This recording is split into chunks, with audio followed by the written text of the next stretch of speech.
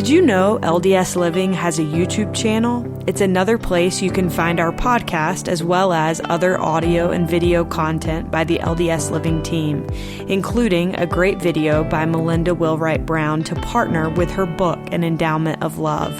It is a free mini class where Melinda shares how deepening our understanding of God's love invigorates our temple experience, brings us closer to Christ, and enlivens all of our relationships.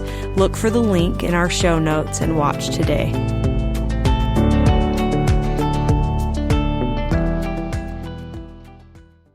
On April 3rd, 2001, Chad Hymas, a 27-year-old rancher, was involved in an accident that left him paralyzed from the chest down. Working on the ranch had been Chad's lifelong dream, and suddenly it had turned into a nightmare scenario, or so it must have seemed at the time.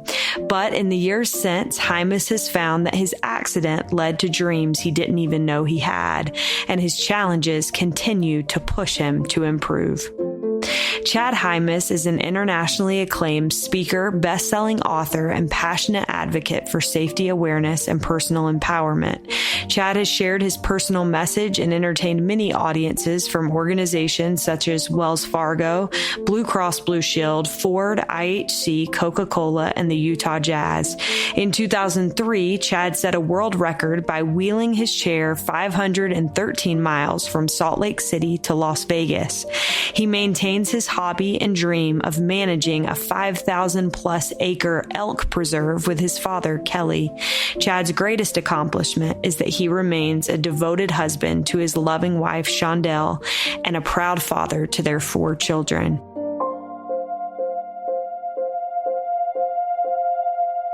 This is All In, an LDS Living podcast where we ask the question, what does it really mean to be all in the gospel of Jesus Christ? I'm Morgan Pearson, and I am so honored to have Chad Hymas on the line with me today. Chad, welcome. Thank you so much, Morgan. Appreciate it.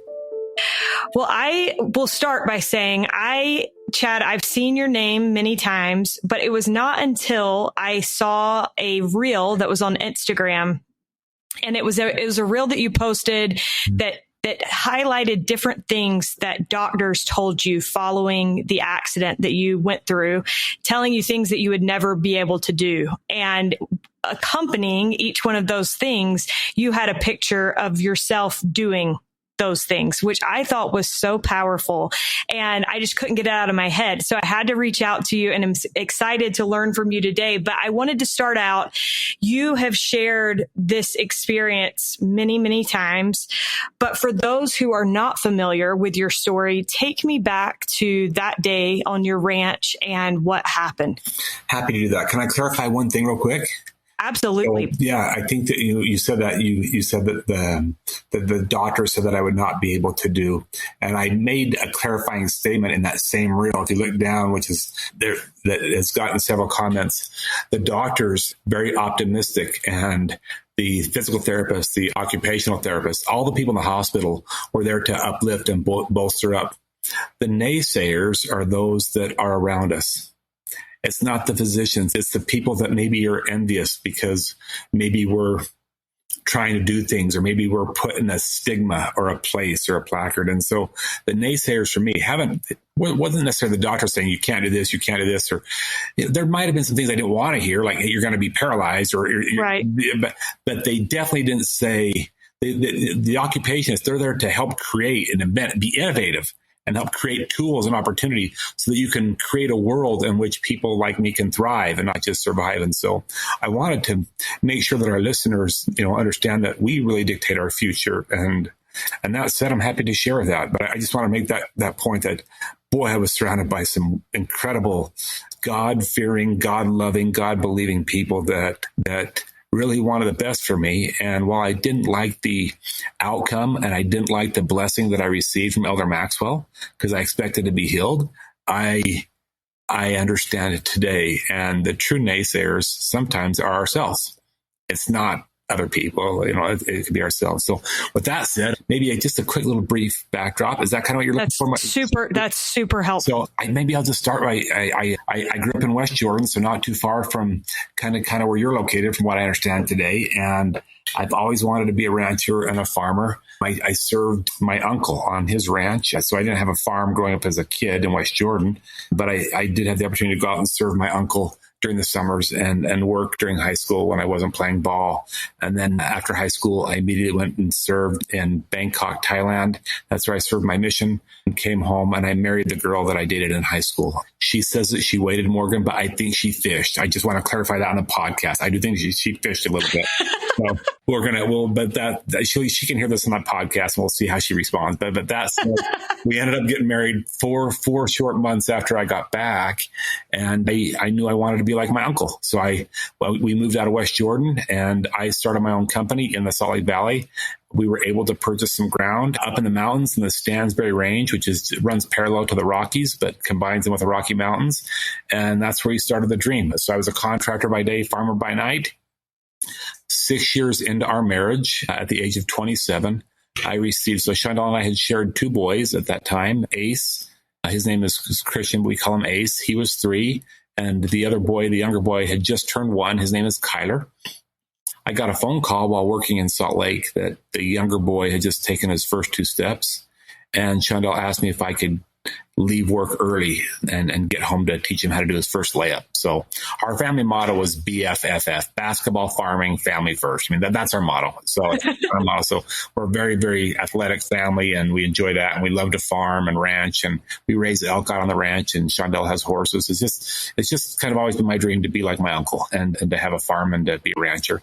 Just tough to make a living at it. So that's kind of there's your synopsis. So I get home, I leave about 112 employees behind, get home, and I head out to the field first before going home so that I wouldn't have to go back out. I hopped onto a backhoe, a tractor with forks, and I loaded up a bale of hay that weighs more than most vehicles, most SUVs, and I lifted that bale up 15 feet to put it in the feeder. And I saw a problem with my tractor. There was a red light flashing, Morgan. I still can't believe that I did this, but it's probably for the better. There was a red light flashing, and I ignored it. The red light was an indicator warning sign that my hydraulics were low. And I ignored that red light, and in a matter of milliseconds, because I didn't listen to the warning sign, which would have enabled me to fix the hydraulic problem and hold the bale in place, that bale broke free because there wasn't enough oil in the pan to keep that bale in place. And it rolled over backwards, landed on my head, and it punched my head through the steering wheel, and the shaft is what went through my mouth, and it broke everything in its path. My mouth has been redone. The palate's been redone. My nose has been redone. The jaw has been redone. My teeth have been, they're all, everything's been redone. The ribs have been repaired. I broke all 7 bones in my neck, and I severed my spinal cord at the C4, C5 level. So the doctors were able to fix everything. I had 12 different surgeons, and my main surgeon was David Reiser.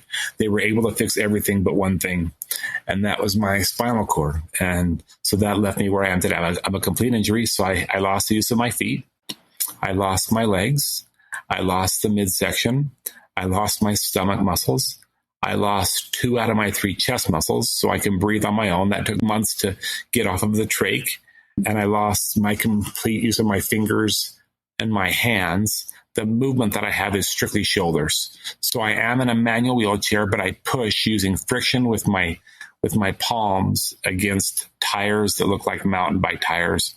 And I keep my weight, unimaginable weight, so that I can travel alone. But that's where my new life was to begin. And I think there's a message there, Morgan. I don't mean to overtalk or talk too much. I don't want to do that.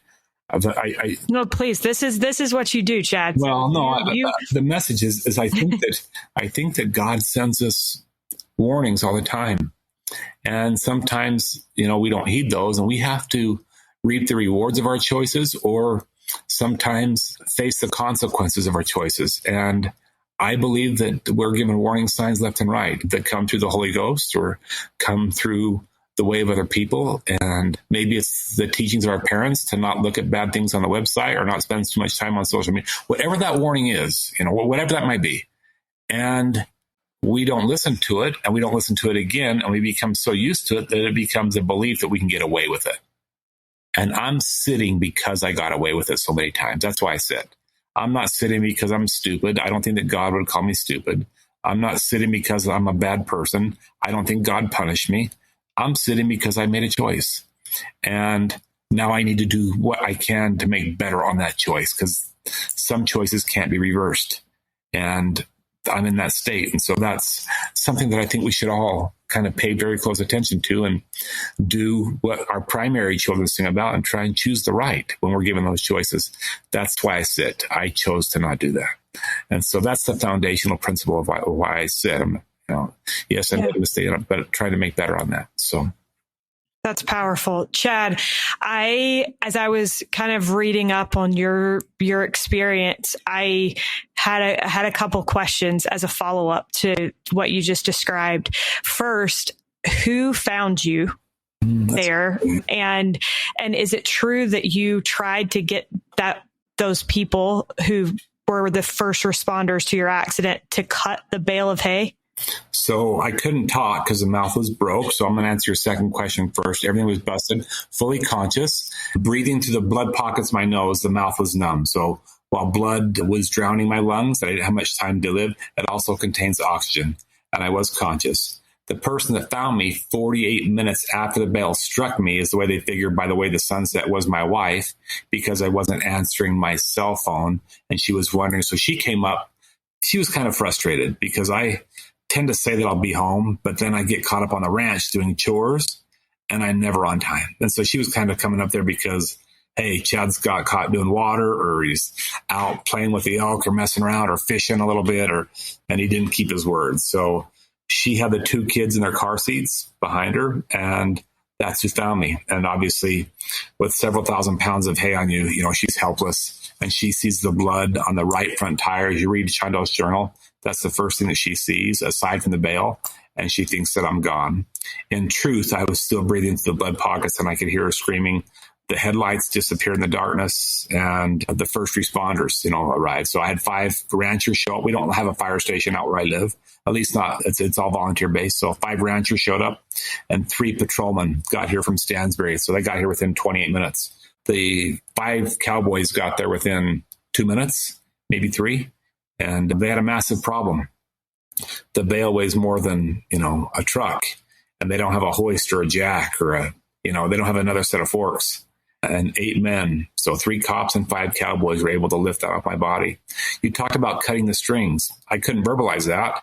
It's chapter 7 of my book, and I tie that into a principle of cutting the strings and letting go of some of the things in our life and trying to use our losses to honor our losses by the way that we live moving forward. That's the message of cutting the strings. But in my mind, I kept saying to them, just cut the strings. The reason why they didn't do that is because the shaft was in my mouth, and they thought by cutting the strings. So I later found this out, right? By cutting the strings, they would have lost my entire head. They wanted to remove it as a whole and then use a Sawzall to cut the shaft, which is what they did, tape that around my neck, and then have it surgically removed at the hospital if I survived to get there.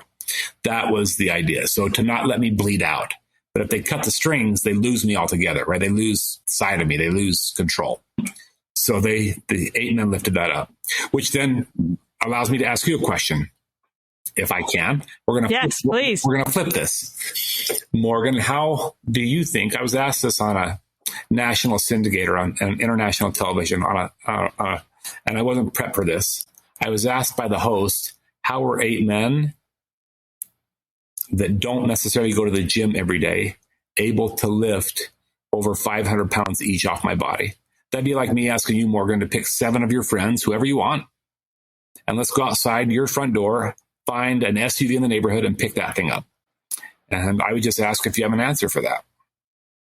Yeah, I guess the first thing that comes to my mind is just the enabling power of the atonement of Jesus Christ. But I don't know. So you're going to say divinity, God. Yeah. So could I respond back to that? Yeah. Is it a fair question, even though we don't understand everything? Is it a fair question to assume or to ask, why would God save Chad Hymas and not the innocent children that were killed in Ukraine with bombings last night? Why would God save Chad Hymas and not the depressed man who takes his life because maybe he's going through a hard time? Why did God save Chad and not the dozens of people that were run over in Canada last week at the Filipino festival. Is that, I'm not saying, is that a fair question for the general population to ask? I think it's absolutely a fair question. And I have an answer that Elder Maxwell gave me in the hospital, because I had that same question. So here's the answer that Elder Maxwell gave me. And it comes to us in the New Testament. It says that it says, lean not into thine understanding. So I don't have to understand or even ask that question. I don't need to know the answer to that. And 4 verses down, it says, my ways aren't your ways. And so I don't have to understand the why, or not that I don't believe in God. I totally do, but I don't have to understand why some make it and some don't. We learned of a drowning that took place in Utah just two nights ago of a young boy, 6th grade, that took place in Saratoga Springs, and he's fighting for his life. I'm just saying, it can be asked by many, many people, why did God save something? And the answer is, we don't need to know that if we're true believers, and that we're all in and have faith that his will be done and not ours. And so whether or not people believe that, that's their choice. I do, which allows me to wake up every morning and have passion in what I do. So I believe that. I believe that I don't have to understand God's will, and that he has much more bigger things in mind for people that pass on and people that stay here.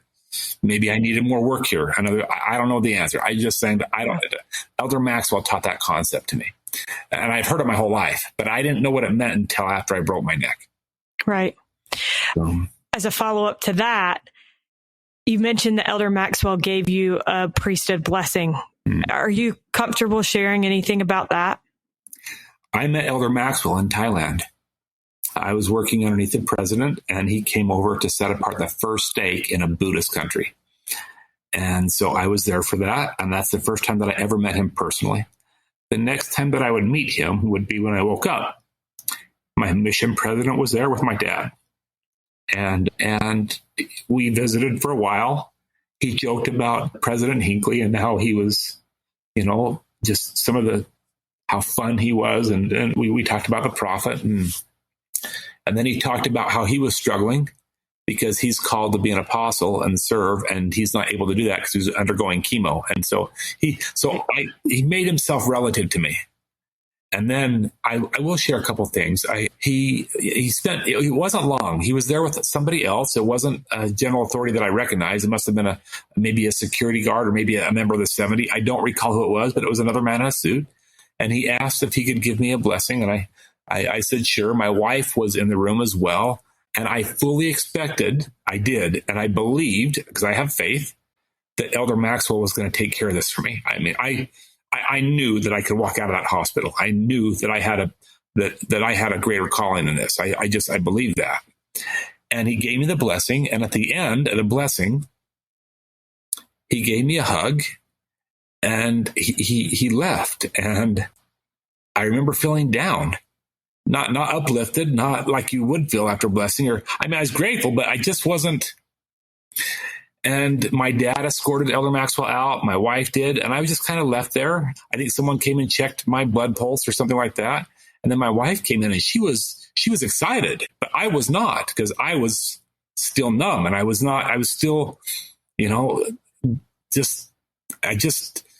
still felt empty. I felt like he didn't answer my prayer. I really felt like he was there to heal me.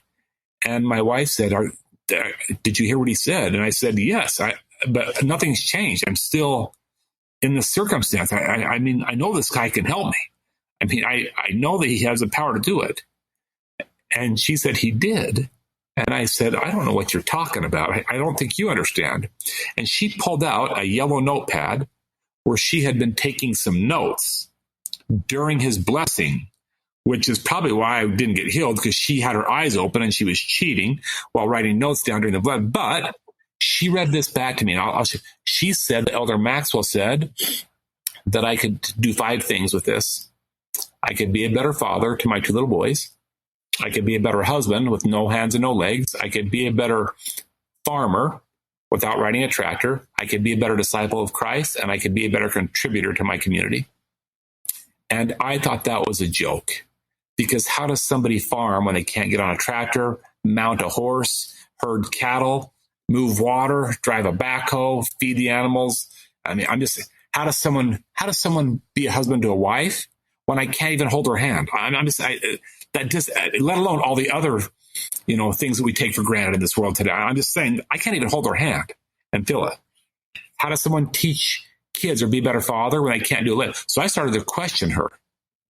And over the course of time, I have discovered, as you know, that I don't need to ride a horse to be a farmer. Today, I travel the world, which is much bigger than the farm that I live on, and I'm farming people. I have taught my kids, who are now 27 and 25, how to play ball. I just taught them a different way. Shondell and I just celebrated 30 years, and I've been in a wheelchair for 25 of them. That doesn't make sense to me. I can't. I'm still worldly. I don't understand. Actually, I can't answer that. I asked Shondell what got us to 30 years. I did. I asked her that. She said that she didn't marry me for my body. I didn't like that answer. I didn't like that because that wasn't then. I thought that was kind of unnecessary. But she has this in tuneness that she said that's not the reason that she married me, and so she's got this understanding of God's plan way on a much higher level than I do. And I've decided that I understand that I could contribute to my community as well. So Elder Maxwell was right. I just didn't need to have my hands or my legs to do it. And so I've been able to take care of Shondell and the kids. We have 2 more children as well. They're both adopted. And so one just got home from a mission, and she's from Guatemala, and she's headed back to college. And then we have a boy from Ethiopia who's 16. So we have 4 children now. And it's been 25 years since the accident occurred. Wow. Well, thank you for sharing that. I want to follow up with a question about your wife. You said in one of your posts on Instagram, and I'll read this directly, she took her vows seriously. And I thought that was such a compliment.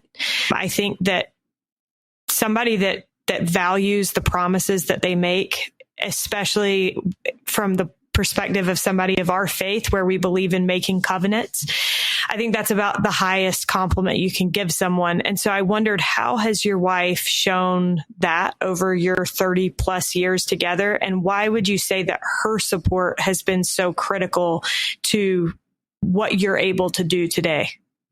So let's hit that. Let's hit the vows thing. So I've thought about this long and hard. What's different between our vows and the vows that are taken in a civil marriage? A lot. What's the biggest one? I mean, we're married for time and all eternity. Yep. And when you get civilly married, you're married for time, right? Right. And in a civil ceremony, towards the end, they say for better or for worse. Have you heard that before? Yeah. Till death do you part. Yep. I've heard the same thing. Right. And yeah. I've got a lot of my family are Catholic. They're going to be listening to this podcast for sure. And we're going to get them all in, but for sure they are. So they marry for time. And we believe that our relationships and that our families last for forever, and that we are sealed and bonded forever. And that's one of the greatest blessings, if not the crescendo of the plan as we know it on this earth.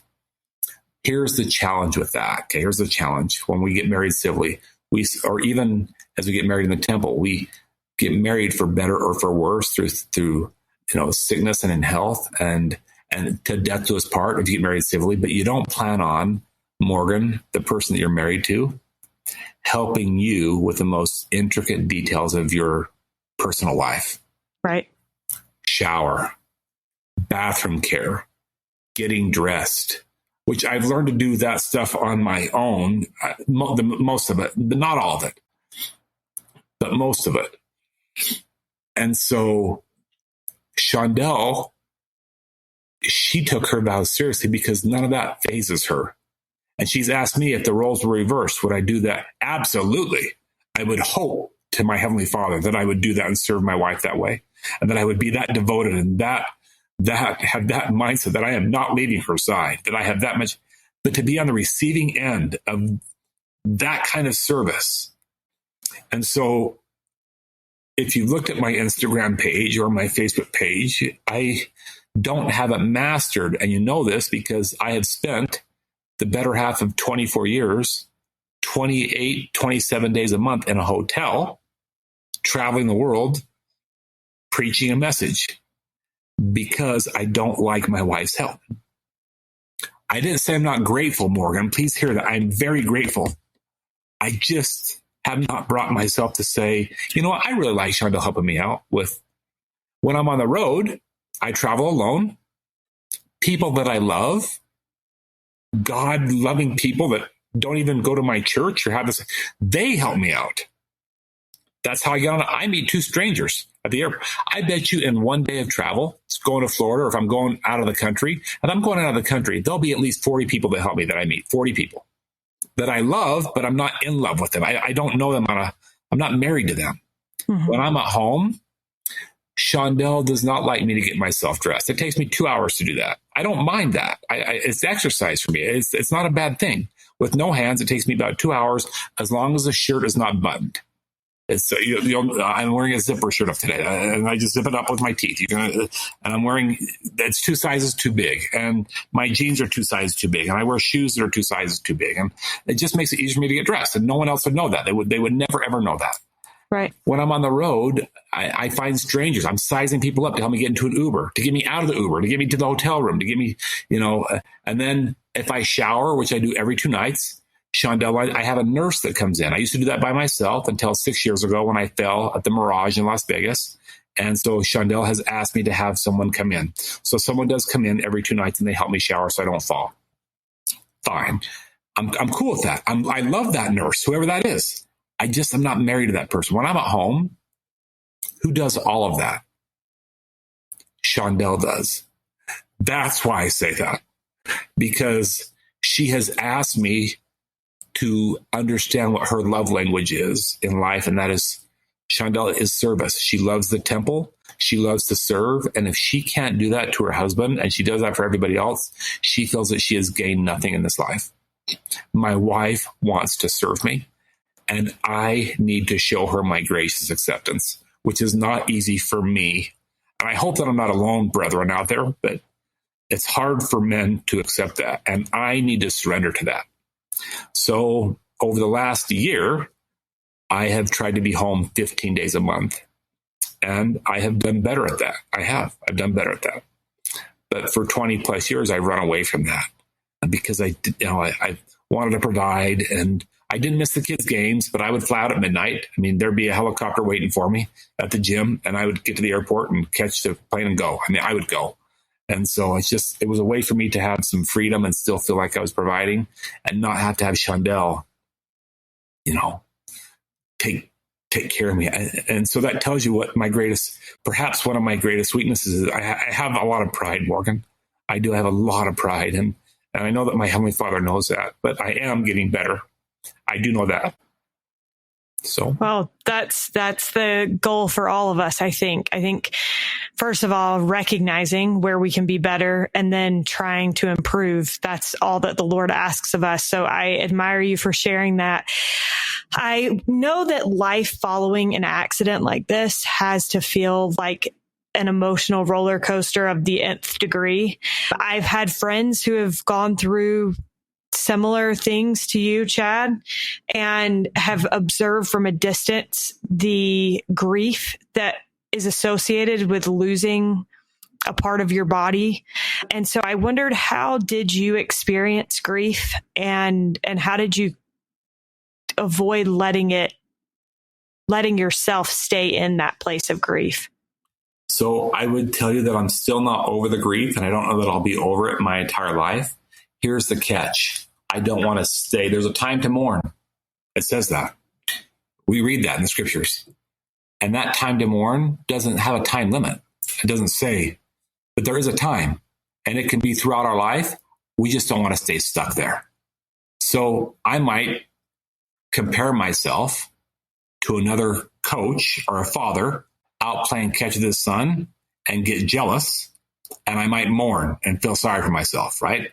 And I think this happens with all of us, or we might, and we know the comparison is the thief of all of our joy. So we need to stop comparing ourselves to other people who are doing podcasts, other successful business people in the world, other people that are doing whatever they might. Whenever I compare myself to another dad playing catch with his son, I'm a very bad dad. Whenever I compare myself to another husband holding his wife's hand, I'm a very bad husband. But when I focus on what I still have, I'm honoring that loss. So the answer to your question is, is I'm okay to grieve. I just don't want to stay stuck there. And I need to focus on what God has still given me. How many wheelchairs do you think have been able to go to 89 countries by that? I'm not saying that to brag. I'm just saying I'm living a dream that God gave me that I never dreamt. My life is incredibly blessed. I still have a farm. I have 4 beautiful children. I have a gorgeous wife. I mean, I'm just saying I have so much. And when I think about that, I tend to mourn less. So it's all about mindset and focusing on what God wants. Focus on what I have. And then I like to stay busy. I'm at my worst when I'm alone. I am. I'm at my best when I'm talking to you on a podcast because I don't have time to think about what I lost. My mind is focused on you and your questions, not on what I lost. So me being busy has been a huge remedy for me. It's been a great Band-Aid. It's been a great fix because when I'm traveling, I'm always thinking, okay, plane lands. I got to get to the next plane. I got to find this person. I got to find, I'm looking for people. My mind is constantly going. And sometimes when I'm at home and I see Shondell out there, with the kids, I'll mourn a little bit because I'll see her out there, maybe in the snowy weather, feeding the horses. And she doesn't mind that. She's not complaining. She loves it. I just want to be by her side. So that would be a mourning period, right? So I need to, it's okay to be there. I just don't want to stay stuck there. When she comes in, hey, Shondell, how are the horses doing? Instead of saying, I wish I could go out there and help you. That's never solved my problem. I don't want to say that anymore. I wish I could go out there. It's never done us any good. But when I say, hey, how are the horses doing? How are you doing? It leads to a better conversation rather than saying, I sure wish you didn't have to do this, Shondell. I sure wish I could. That's not going to go anywhere. So I think it's okay for all of us to mourn throughout our lives over a circumstance that might have happened several years ago, as long as we don't stay there and then we get focused back on God's plan quickly.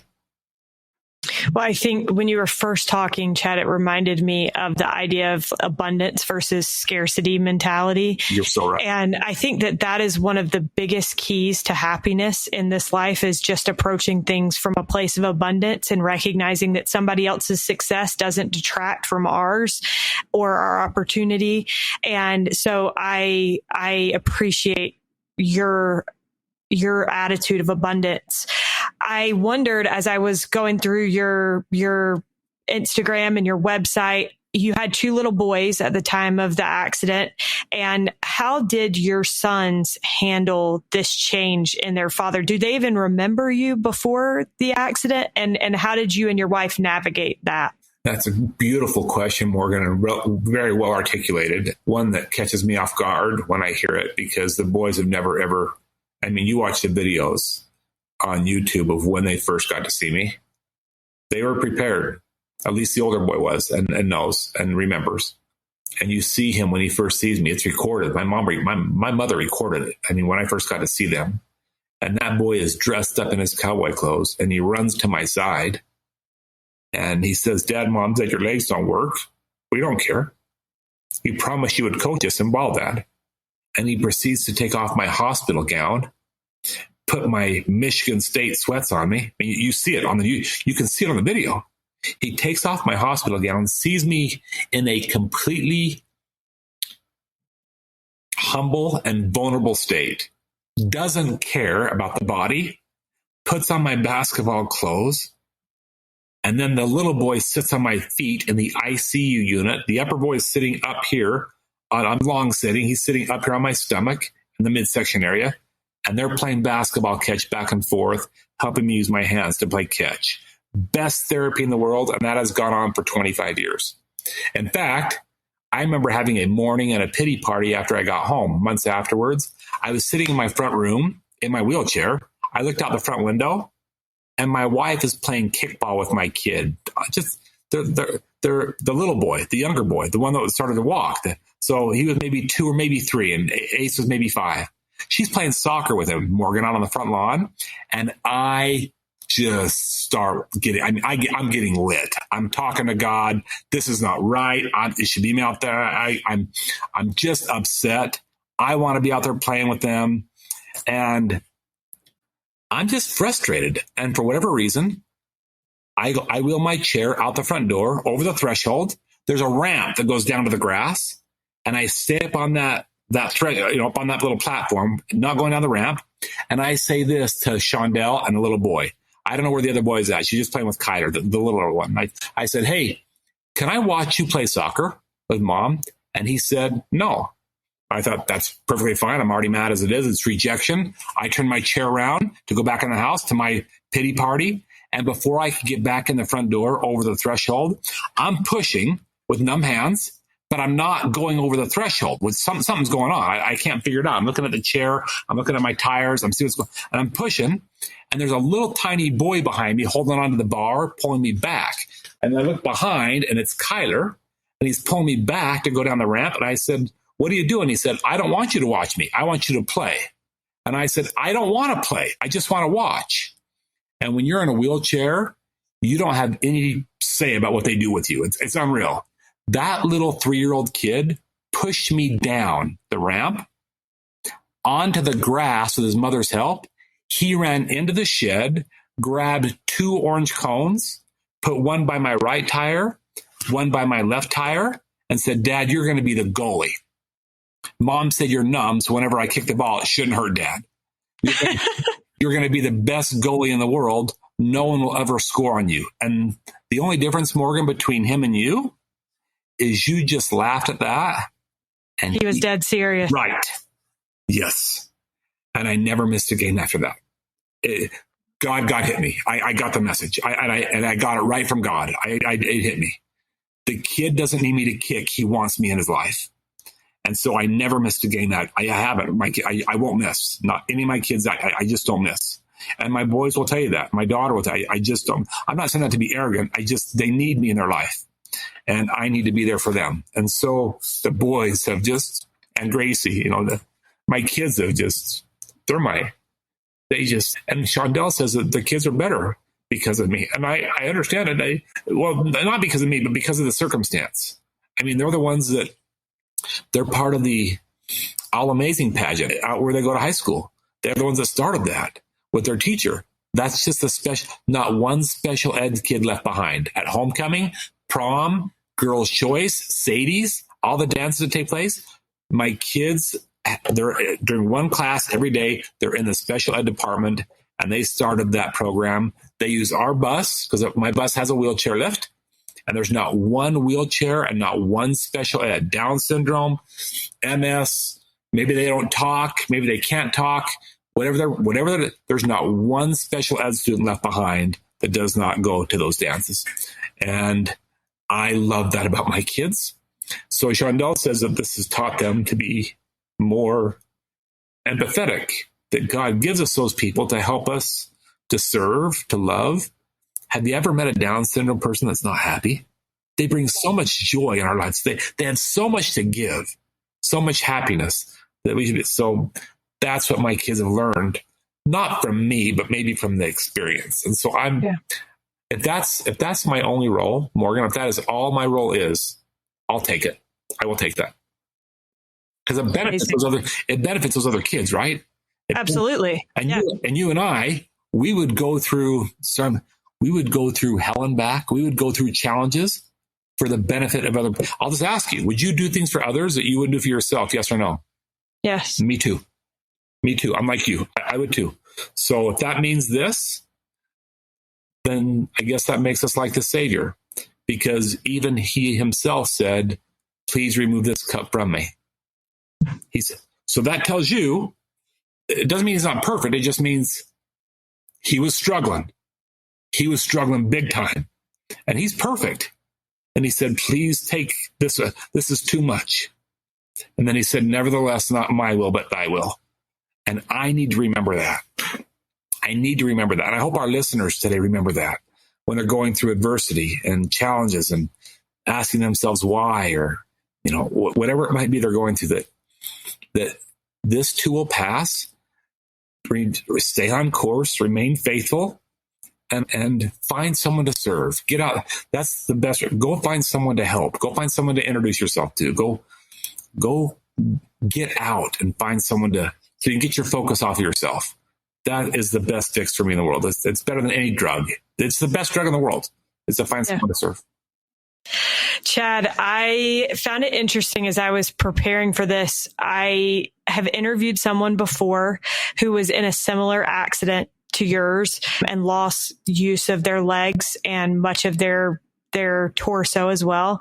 And I had a really unique experience, and I've shared this before, but in the interview, I had this thought come to me, ask him if he would do it all over again. And my initial instinct was like, I'm not asking that question, like that's a rude question. I'm not asking that question. And I couldn't shake that feeling. And so finally, very timidly, I said, if you could go back, would you do it again? And the person shared with me, Josh Pack is his name, shared with me that, if he could go back, he's like, part of me would love to press that button that makes all of this go away. But I also recognize the person that I'm becoming as a result. And I found it interesting that you've said something similar, that you recognize that you would never go back and change what happened because through the challenges and the pain of life, we discover our potential. I love that. And I wondered if you could go back to yourself as a young husband and father in a hospital bed, what would you tell yourself immediately following your accident? Knowing what I know now, it would be it's taken me a long time to get to where I'm at least, with my understanding. I'm very slow to understand God's will because I want it to happen today. We all are. I'm very slow to understand it. And that's his timing. His timing is not our timing. He's not on the same time schedule that we're on. And it takes time. I guess if it was my timing, everybody in this world would understand the fullness of the gospel, right? And stop saying that Mormons are cults and things like that. That they would understand the fullness and understand that we're not bad people. We do a lot of good. That's not God's way. You look at the story of Joseph Smith, the pioneers. He could have easily, they had to go through those challenges to make their weaknesses their strengths. I would hope that I would be able to tell myself that have greater vision in God's plan and let everything happen on his time clock. Even though I've heard that, once you start to live it and you go through things and it doesn't happen as fast for you, you begin to wish that things were different and change. And so for me, I'm similar to that gentleman that you talked to, the young man that you interviewed. I wouldn't change it either. It doesn't mean I don't miss it, but if I were to change it, I would have to give up everything that I've learned in that 25-year time span. And I'm not doing that. I am not, because I've learned so much about possibilities and been able to help and visit and feel that I have self-worth, and be a farmer in such a way that I never dreamed. I mean, these tires on my chair have taken me to more places than my feet would have ever taken me. Who would have ever thought that? I'm saying it seems absurd. It seems crazy to me. And so I think that we don't see the potential that God gives us. You talked about abundance. I don't think that there's a better word. The law of abundance. You nailed it. And it's right in front of us for the taking. And because of choices that we make, we either get to receive that abundance or we don't. Morgan, you're absolutely right. You're spot on. And I feel the same way. But that's what I would tell myself, is to be more on God's time clock and allow that. Doesn't mean I have to understand God's plan. Just trust and show faith. And if you read the New Testament and read about God and Christ and the Book of Mormon, the Doctrine and Covenants, the New Testament, the Old Testament, God loves our faith more than anything else. Christ loves our faith more than anything else. And we put our total faith in him, even if it's just a little bit. Maybe it's not totality. Maybe it's just a little bit. He relishes that faith, loves it, without having to be healed. Without having to be healed. Everybody has a story about, I was able to walk again and I didn't have to go through that. And that's great. But how many people have the story? We've seen this on the movie The Chosen. I love The Chosen series. My wife, you see that about little James. How many people have the story where they have to go through something challenging and they still have faith after the challenge? Not too many people have that story. And that becomes a remarkable testimony to move his work forward. Absolutely. I could not agree more. Chad, it has been a delight to talk with you. My last question for you is, what does it mean to you to be all in the gospel of Jesus Christ? That I don't have to be all perfect. I don't. He loves me all in, and I don't have to be all perfect. So well said. Chad, thank you so much. You are so humble and kind. And I appreciate you taking the time to talk with me and for all you're doing to share a message of hope. And I just wish you all the best. Thank you, Morgan. Thanks so much for allowing me to be part of this. It's been an absolute joy.